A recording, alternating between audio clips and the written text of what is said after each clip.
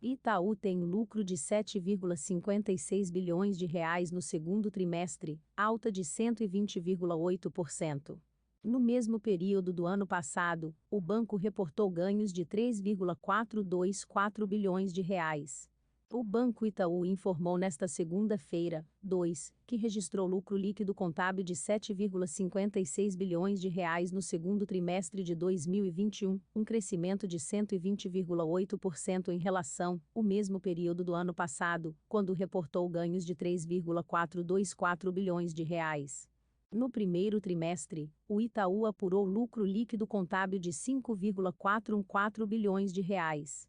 Já o lucro líquido recorrente do banco, que exclui fatores extraordinários no trimestre fiscal, somou 6,543 bilhões de reais no segundo trimestre, acima do apurado no mesmo período de 2020, 4,205 bilhões de reais. O resultado do banco foi ajudado pela redução nas provisões para créditos com de liquidação duvidosa diante da melhora do cenário macroeconômico do país. De abril a junho, o montante foi de 4,834 bilhões de reais, uma queda de 36,1% na comparação com o segundo trimestre de 2020, 7,561 bilhões de reais. O retorno recorrente sobre o patrimônio líquido médio anualizado, como o banco remunera o acionista, foi de 18,9% no segundo trimestre, um crescimento em relação ao apurado no segundo trimestre de 2020, 13,5%, e na comparação com os 3 meses anteriores, 18,5%. A carteira de crédito do Itaú somou 909,1 bilhões de reais, um leve crescimento de 0,3%, 906,4 bilhões de reais, na comparação com o primeiro trimestre de 12%, 811,3 bilhões de reais, ante o segundo trimestre de 2020.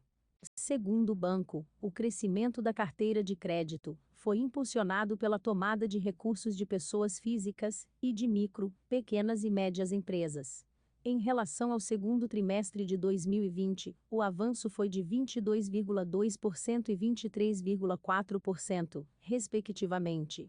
O índice de inadimplência 90 dias foi de 2,3%, o que representa uma queda de 0,4 pontos percentuais em relação ao mesmo período de 2020. Com o reaquecimento da atividade econômica e a maior atividade do mercado de capitais, as receitas de serviços e seguros cresceram 14,4% frente ao segundo trimestre de 2020, atingindo 11,3 bilhões de reais. Em relação ao trimestre imediatamente anterior, a alta foi de 2,7%. Se inscreva para acompanhar a cobertura completa dessa notícia e de muitas outras.